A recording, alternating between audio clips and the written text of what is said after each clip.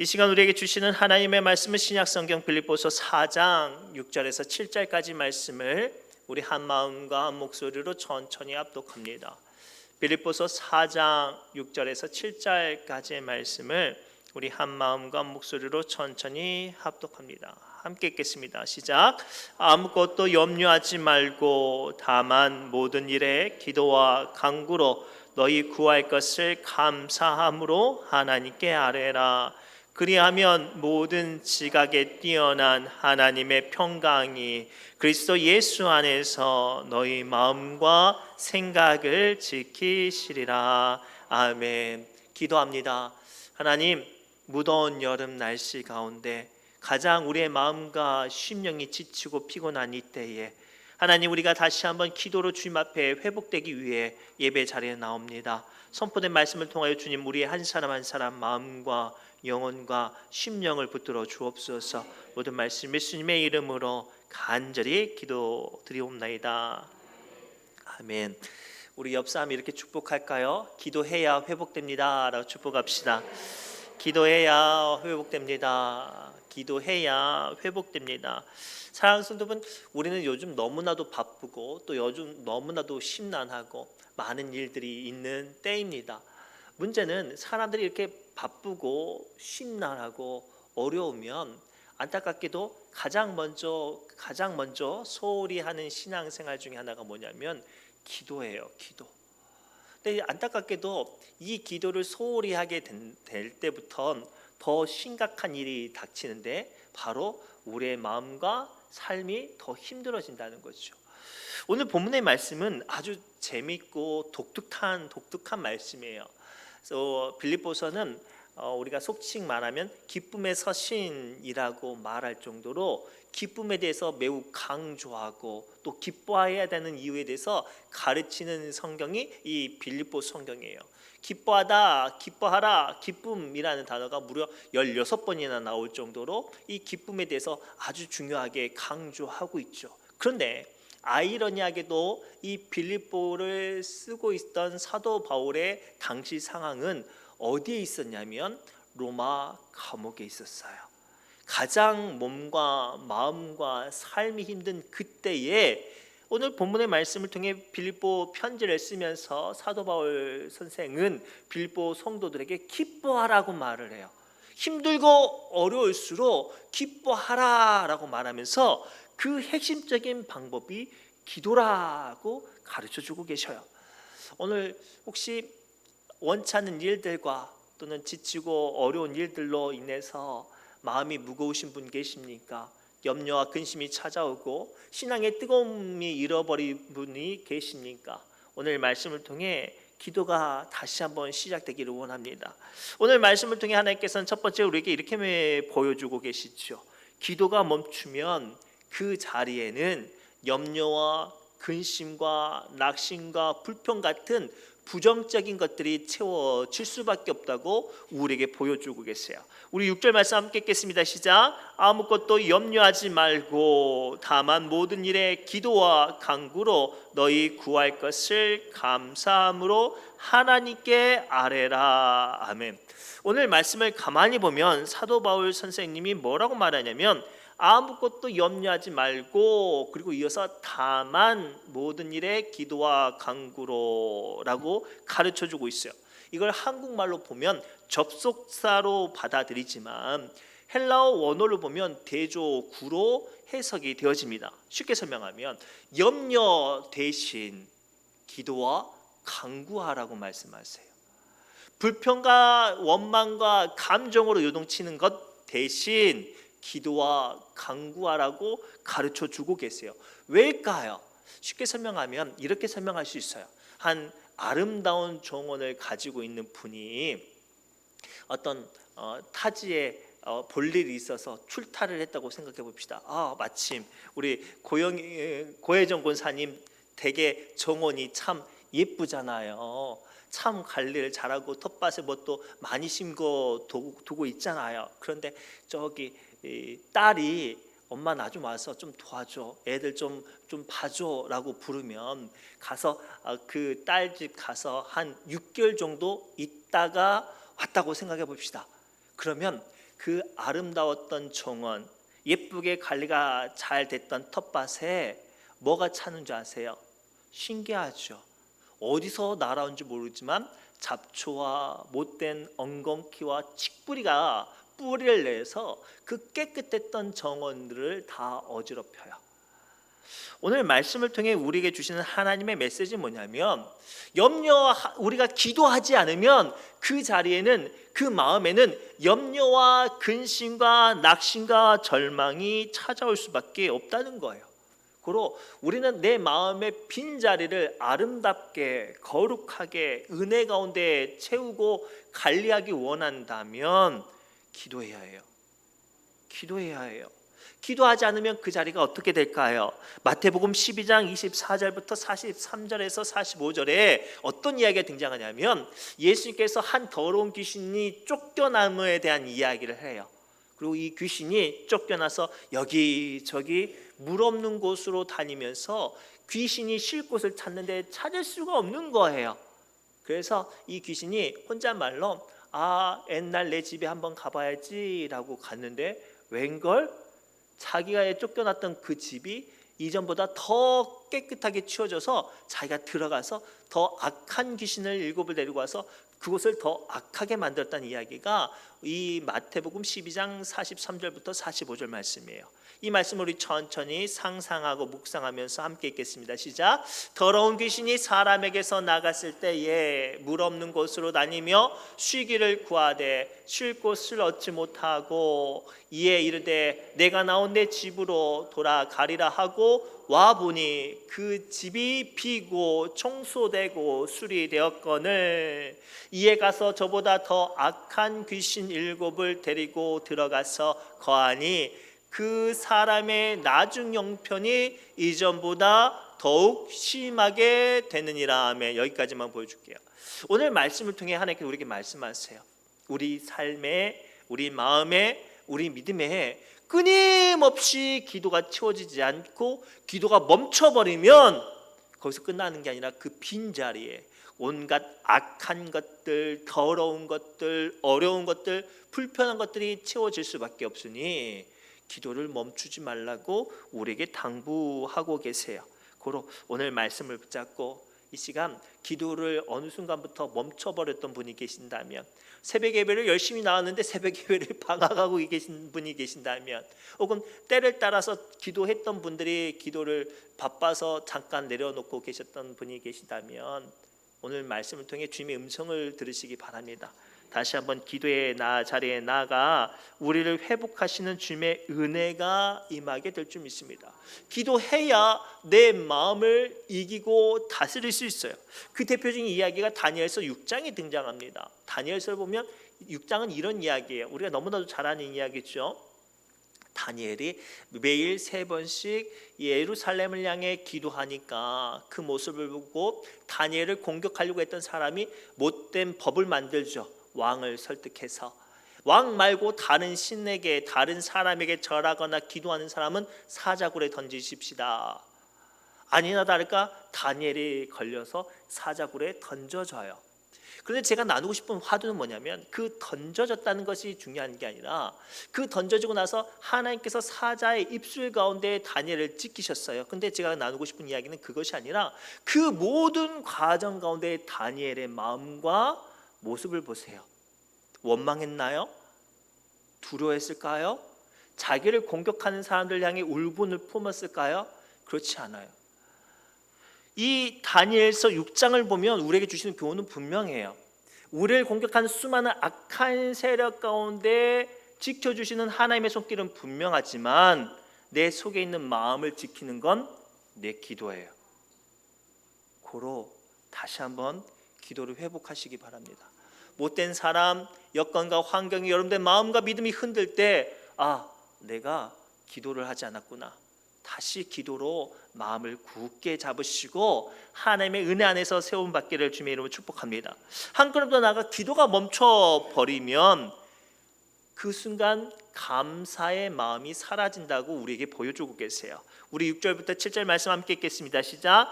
아무것도 염려하지 말고 다만 모든 일에 기도와 간구로 너희 구할 것을 감사함으로 하나님께 아뢰라.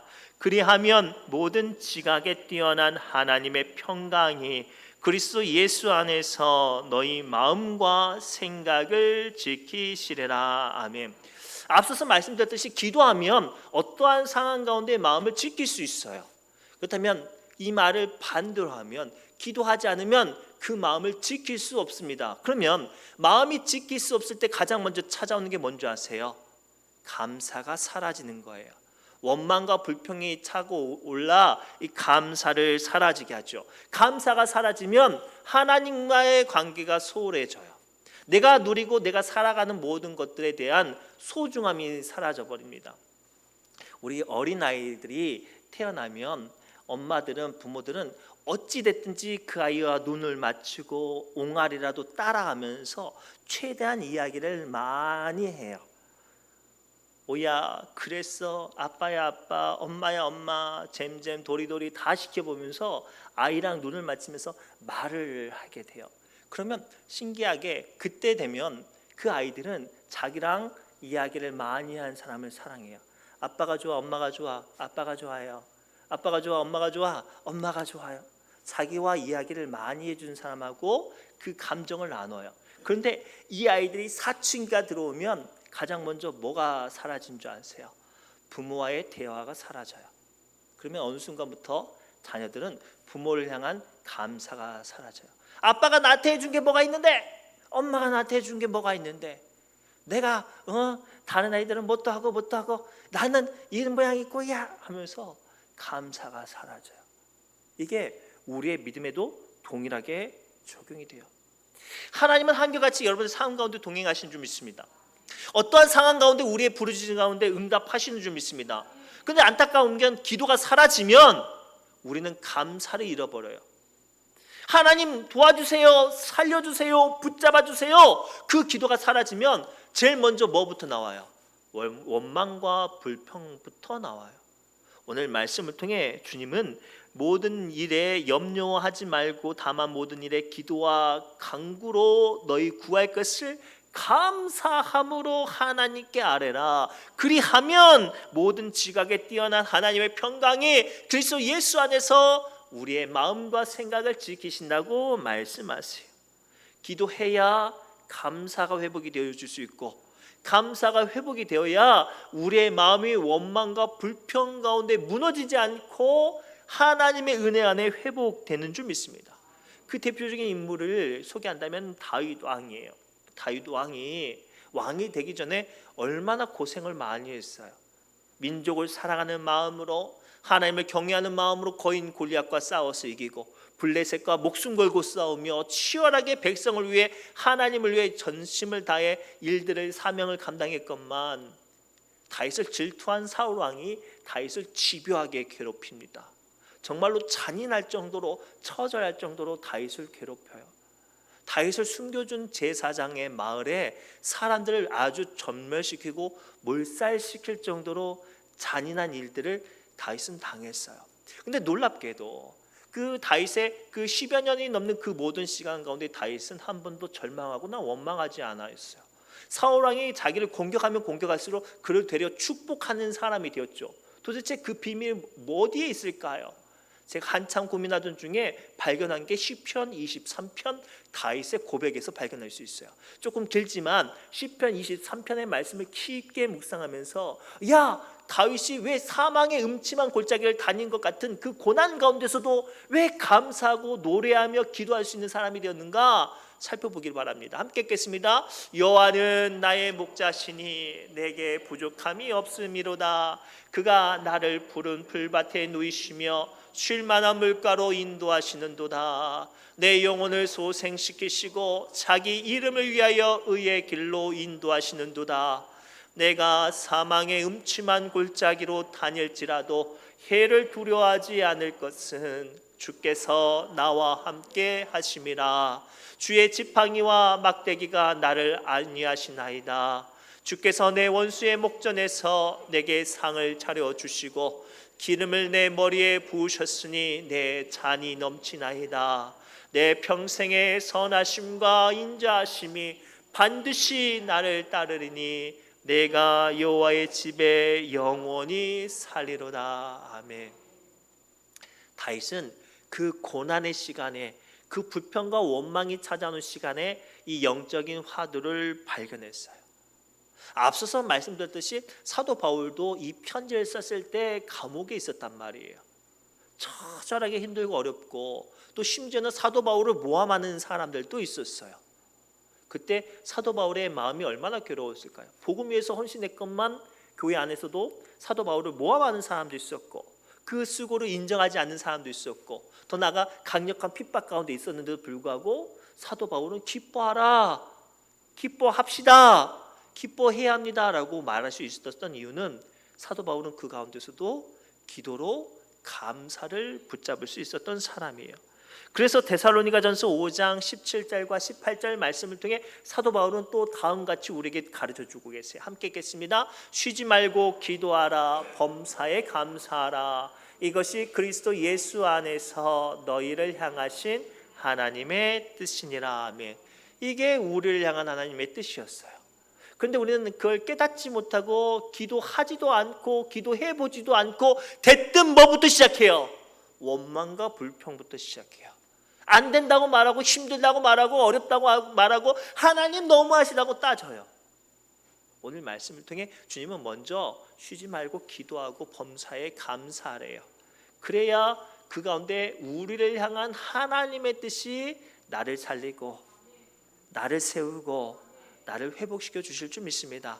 고로 오늘 말씀을 통해 기도가 회복되어지고 감사가 회복되어지고 하나님의 뜻이 살아나는 우리 귀한 믿음의 고속들 되시기를 주님의 이름으로 축복합니다.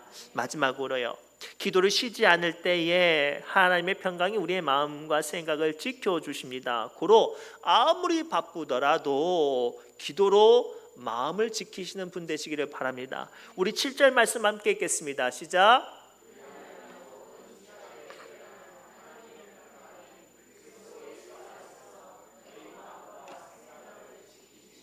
아멘. 오늘 말씀을 통해 사도 바울은, 또 주님은 우리에게 분명히 말씀하세요. 그리하면 원망과 불평 먼저 염려와 근심 대신 기도를 그 가운데, 그 마음 가운데 채우는 사람에게는 하나님의 평강이 그리스도 예수 안에서 우리의 마음과 생각을 지키신대요. 근데 여기서 지키다라는 헬라어를 프로레오라고 말하는데 무슨 뜻인가 하냐면, 이 빌립보 도시는 사실 군사 도시예요. 원래는 알렉산더 대왕이 이 빌립보라는 지역을 지났더니 금강이 발견된 거예요. 그래서 이 금강을 확장하고 조직적으로 관리하기 위해서 큰 도시를, 계획 도시를 세웠는데 그 도시의 이름을 이 알렉산더 대왕의 아버지 빌립의 이름을 따서 빌립보 도시로 세웠어요. 그리고 나중에 이 금강이 나오니까, 큰 도시가 나오니까 이 도시를 지켜야 되잖아요. 큰 도시잖아요. 그래서 로마가 아예 군단을 거기에 주둔시켜서 이 군사 도시처럼 만들었어요. 그래서 자연스럽게 그 군대에 전역한 사람들은 그 도시에 사는 거예요.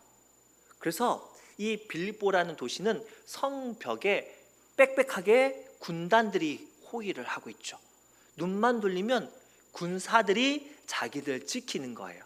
그 이야기를 인용해서 사도 바울이 빌립보 성도들에게 기도란 이런 것입니다라고 말을 하는 거예요. 기도는 여러분들의 마음과 생각과 삶의 파수꾼입니다. 그 기도하는 사람은 여러분들의 삶을 지키고 있는 로마 군단들처럼 여러분들의 마음과 생각을 예수 안에서 지키실 것입니다 라고 이야기하고 있어요. 오늘 이 이야기를 오늘 우리에게 가져옵시다. 우리는 세상 살아갈 때 우리의 마음과 생각을 어떻게 지키십니까? 어떤 분들은 통장 잔고를 지키려고 하고요. 어떤 분들은 매일매일 운동하면서 내 힘이 얼마나 짱짱한지를 확인하면서 그것을 지키려고 해요. 어떤 분들은 내가 가지고 있는 집이, 내가 살고 있는 집이 얼마나 대단하고 괜찮은 집인가를 살펴보고 내가 힘이 있고 없고를 살펴보려고 해요. 아니에요. 우리 믿음의 사람들은 내 안에 있는 기도를 통해 내 마음과 생각을 지키는 능력을 확인할 수 있어요. 우리가 조금만 깊게 묵상하면 우리가 기도가 쌓이지 않고 기도를 멈추고 기도를 쉰 지가 오래되면 우리는 사소한 것에 염려하고 걱정하고 불안하고 감정이 요동쳐요. 근데 반대로 우리가 기도가 쌓여 있는 사람이라면 염려와 근심한 거리가 찾아오면 어떻게 하죠? 한번 기도해 보자. 기도하러 가면 되지 라는 마음이 찾아와요. 오늘 말씀을 통해 우리에게 주시는 화두가 이거예요. 우리는 기도로 말미암아 내 삶을 두렵게 하는 수많은 것들을 이길 수 있는 능력이 임해요. 왜냐? 우리 기도 가운데는 부르짖은 가운데 한결같이 응답하시는 우리 주님이 계셔서 그래요. 마가복음 4장에 이와 비슷한 사건이 등장합니다. 제자들이 배를 몰고 이 갈릴리 바다를 건너고 있었어요. 그때 예수님께서는 배 밑창에 누워서 주무시고 있었어요. 배는 가장 밑창이 덜 흔들려서 안전한 곳이거든요. 그런데 제자들이 배를 몰고 갔는데 풍랑을 만난 거예요. 제자들이 힘을 쓰고 자기의 노력과 경험대로 배를 조종하려고 하는데 안 되는 거예요.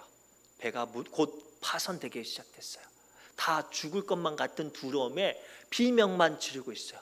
그때 한 제자가 우리 배 밑창에 예수님이 계신 걸 깨닫고 달려가서 예수님을 깨우죠. 예수님 큰일 났어요. 이렇게 주무시고 계실 때가 아니에요. 우리 다 죽게 생겼어요. 이 난리 법석 요동 초래의 방쟁이 떠는데 예수께서 뭐라고 말씀하세요? 왜 이렇게 걱정하니 꾸냐, 왜 염려하냐라고 말하면서 그 자리에 즉시 바람과 파도를 잠잠케 하셨어요. 기도가 그거예요. 우리의 마음은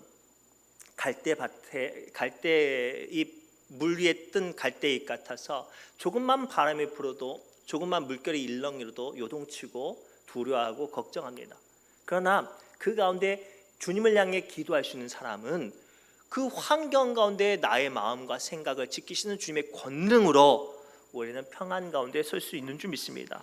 그래서 이사야서 26장 3절을 말씀을 통해 성경은 다음과 같이 우리에게 가르쳐주고 있어요. 함께 읽겠습니다.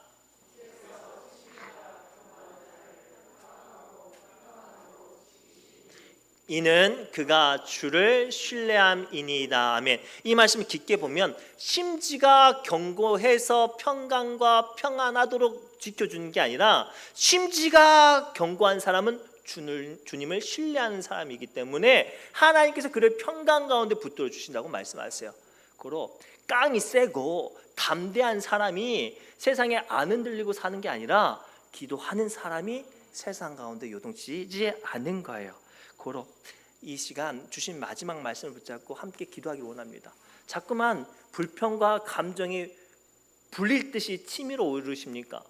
예배하고 봉사하고 사명 감당하고 하나님을 살아계십니다라고 고백하지만 내 삶의 안타까운 현실과 못마땅한 현실로 인해서 감사보다는 불평과 원망과 감정이 토해내지십니까? 그건 우리의 기도가 멈춰섰기 때문이에요. 다시 한번 기도로 말미암아 주님이 주시는 은혜와 능력과 평강과 위로 가운데 회복되시기를 주님의 이름으로 축복합니다. 기도합니다. 하나님, 오늘 주신 말씀을 붙잡고 우리의 마음과 심령을 다시 한번 살펴봅니다. 주님을 믿노라 말하고 교회 예배도 드리지만 어느 순간부터 내 마음 가운데 감사는 사라지고 원망과 불평과 내 감정대로 휩쓸리는 것을 너무나도 봅니다. 주님, 다시 한번 우리가 기도가 시작되게 해 주옵시고 그 기도를 통하여 우리의 마음과 영혼이 살아나는 은혜 가운데 회복되는 시간 되게 하여 주옵소서. 모든 말씀 예수님의 이름으로 간절히 기도드립니다. 아멘.